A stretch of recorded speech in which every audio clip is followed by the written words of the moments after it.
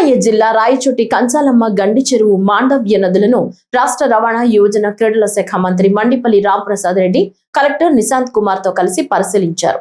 జలధార కింద కంచాలమ్మ గండి చెరువు ఆధునీకరణ, మాండవ్య నదిలో ఆక్రమణల తొలగింపు, ఆధునీకరణ పనులు చేపట్టేందుకు చర్యలు తీసుకుంటున్నట్లు వారు తెలిపారు.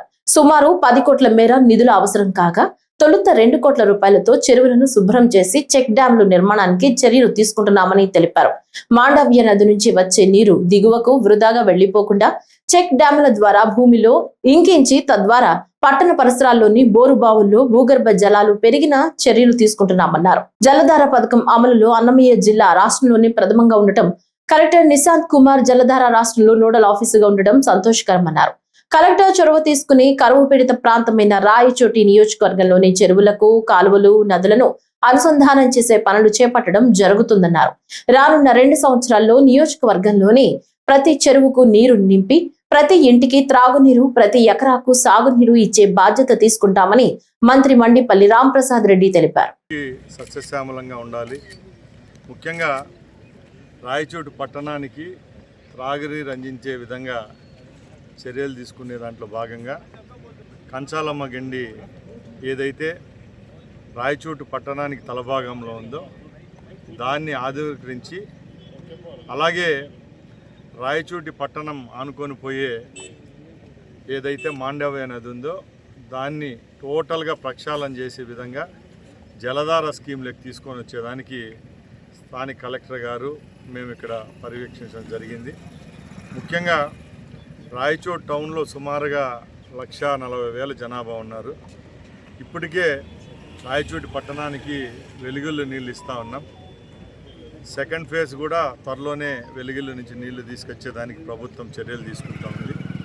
అది కాకుండా ఎప్పటి నుంచో రాయచోటిలో ఉండే బోర్లన్నీ ఫీజిబిలిటీ ఉండాలి, భూగర్భ జలాలు స్టాండర్డ్గా మెయింటైన్ చేయాలనుకున్నప్పుడు తప్పకుండా మాండవ్య నదికి చెక్ డ్యాములు ఏర్పాటు చేసుకొని అక్కడ ఉండే మొక్కలను తొలగించి, ఎన్క్రోచ్మెంట్లను తొలగించి కొత్త రూపురేఖలు తీసుకొచ్చేదానికి ప్రభుత్వం చర్యలు తీసుకుంటా ఉంది. దానిలో భాగంగానే ఈరోజు దీని మీద లైన్ ఎస్టిమేట్ వేయించడం జరిగింది.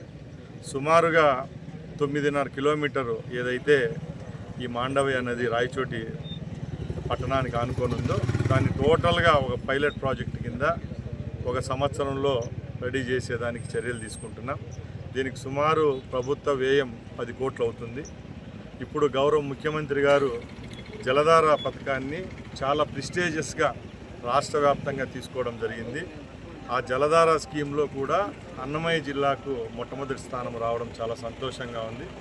ఈరోజు అన్నమయ్య జిల్లా కలెక్టరే ఈ జలధార స్కీమ్కు నోడల్ ఆఫీసర్ రావడం కూడా మనకు మంచి శుభపరిణామం. కాబట్టి కలెక్టర్ నేతృత్వంలో ఈరోజు ఇక్కడ పర్యటించడం జరిగింది.